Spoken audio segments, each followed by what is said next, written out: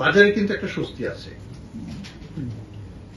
এবং একটা জায়গাতেই শুধু অস্বস্তি আমার কাছে, সেটা হচ্ছে যে চালের দামটা বাড়ছে কেন।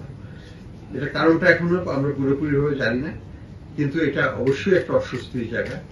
কারণ চাল তো আমাদের সিপিআই বাস্কেটে 10%-এর উপরে ওয়েট, একটা সিঙ্গেল লার্জেস্ট ইম্পর্টেন্ট কম্পোনেন্ট। তো সেটা সংখ্যাটাকে পরিবর্তন যেটুকু আমরা আশা করবো সেটাকে অবশ্যই ব্যাহত করতে পারে।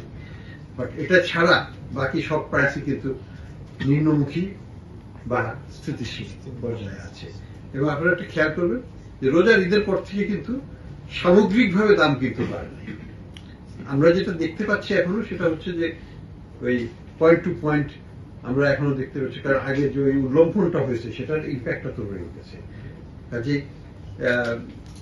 আমি এখনো আশা করব ইনফ্লেশন আগামীতে কমবে, এবং আমাদের যে এটার মূল কারণ হচ্ছে এক্সচেঞ্জ রেটটা স্টেবল আছে, এটা স্টেবল থাকবে।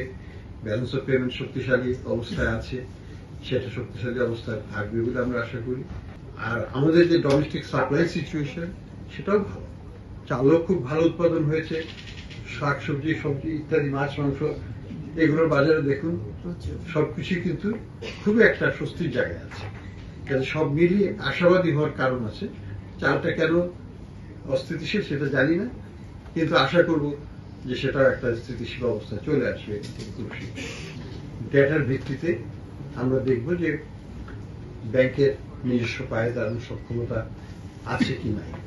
যদি না থাকে তাহলে তাদেরকে আমরা টেক ওভার করব। আমরা এখানে 6টা ব্যাংকের জন্য আমরা অ্যাসেট কোয়ালিটি রিভিউ করেছি। আমরা 6টা ব্যাংকই সমস্যা ব্যাপকভাবে পেয়েছি, সেটার ভিত্তিতেই আমরা এগিয়ে যাচ্ছি। তারপরেও আমরা এক্সিম ব্যাংক এবং প্রত্যেকটা ব্যাংকের সাথে আলাদাভাবে বসবো, তাদের বক্তব্যটাও শুনবো যে কিভাবে তারা মনে করতে পারে যে তারা দাঁড়িয়ে যাবে, যে ডিপোজিটরের টাকা সুরক্ষিত আছে, ডিপোজিটররা যেন আস্থা না হারান। আমাদেরকে একটু সময় দেন, আমরা ধাপে ধাপে এই সমাধানগুলো করব। একই সাথে আমরা যেটা এগুলো আর্থিক প্রতিষ্ঠানগুলোতেও আছে, আমরা তাদেরকে শোকজ নোটিশ পাঠিয়েছি, বলেছি যে কেন তাদেরকে বন্ধ করে দেওয়া হবে না এবং কিভাবে তারা আমানতকারীদের স্বার্থ রক্ষা করবে সেটার পরিকল্পনা আমাদেরকে যেন তারা দেয়। তারা দিয়েছে, আমরা সেটা নিয়ে তাদের সাথে আলোচনা করছি। আমরা পরবর্তী ধাপে কিভাবে এই আর্থিক প্রতিষ্ঠানগুলোকেও সুসংগঠিত করা যায়। সবগুলো প্রতিষ্ঠান হয়তো টিকবে না, কিন্তু আমানতকারীদের স্বার্থ কিভাবে রক্ষা করা যায়, যদিও তারা ইনশিওর না, তবুও সরকার হয়তো রাজনৈতিকভাবে সেটা করবেন।